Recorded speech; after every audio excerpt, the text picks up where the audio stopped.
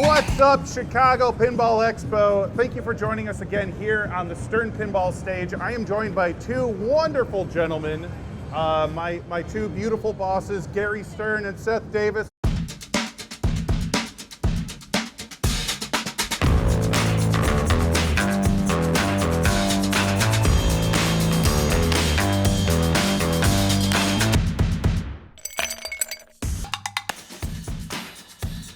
Let's get a round of applause, please.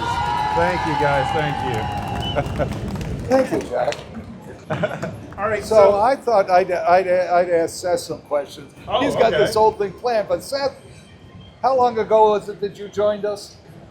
This is actually 2 days ago was the 4-year anniversary. You started me. You started me at Pinball Expo. You said, "Hey, welcome. You're going to Pinball Expo and talk to the people."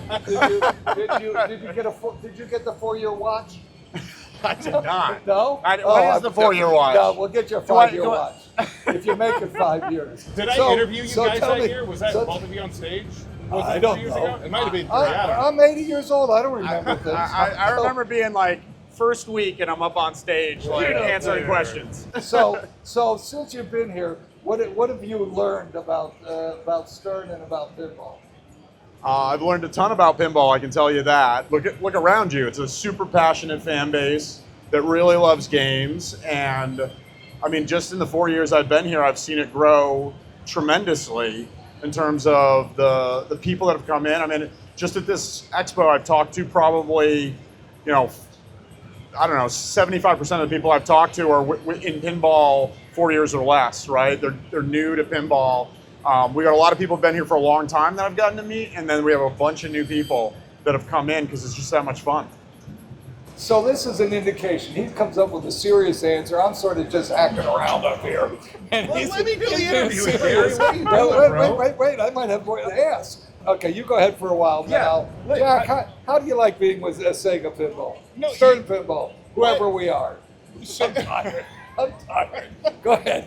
I can't take this too seriously. So working for Sega Pinball has been fantastic. Yeah. Well, again, the history is we started as Davies Pinball, sold it from Davies to Sega, sold it from Sega to Stern, but it's the same company. We just changed the name. And now it's going to be Danger Pinball here in about 4 years, right? It's going to be... How much money you got in your pocket? Yeah, right, exactly. I'm going to have to ask for a raise.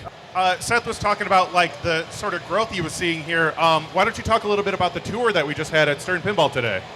Yeah, so we had 1,200 hats to hand out to people today, and we ran out before we got done. So that means there were more than 1,200 people that took the tour. Last year we just hit 1,000, so that means there's like more than 20% more people came this year. So Gary and I have been talking for a while today. We just finished up and got over here in time for this. As we asked people who had ever been on the tour before, we did 1,000 people last year. I would say more than 80% of the people that came on the tour this year had not been on a tour before at Stern. Even more than that. And we want everybody to come. I've been suggesting just move this whole show over to our factory so everybody gets to see what we're doing. But clearly, there were more people that wanted to go, so we need to let everybody come by. We're very proud of what we've done, what you've done, because you've done it with us. Without you as a lover of pinball and marker, without the community and new people getting in that community, we wouldn't be able to grow. If you don't grow, you shrink. And we need to grow pinball. Gaming is growing everywhere. All kinds of gaming is growing. Console gaming is growing. But we're an iron belt manufacturer that doesn't consider us that. Manufacturing only so that we can make our games, and because nobody else can make what we make. Nobody else can make the quantity that we make. Nobody else can make the number of models. So we have to manufacture because we want you to be able to play our games. The building also, I think, is big enough to accommodate like this event. If you haven't been to Stern Pinball, especially the new building, it is astronomically larger than where we came from. The other thing about it is you walk in there and it looks like pinball. It screams pinball. The artwork that George did screams pinball. George is supposed to be here at 4:30. He's still talking over there. And the ball outside, when we took it over, there was no 8-foot ball outside for you all to get your pictures That taken thing being with. installed was hilarious too, because everyone was expecting it to like roll down the street, like break loose from the forklift there. Well, this one's a nice factory, Gary. I understand that 50% of the factories you've been in were torn down when you left them.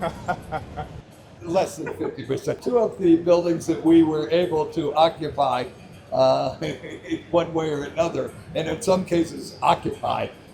We just walked in and took them over. They were torn down. It wasn't our fault. They were planned to be torn down. We started out our first, after we left my basement, we were in 2 rooms in a 500,000 square foot building that it was an iron belt manufacturer. They made these big valves, and they left Chicago. Maybe they left the country. I don't know what they did, but they had planned to tear the building down before we moved in.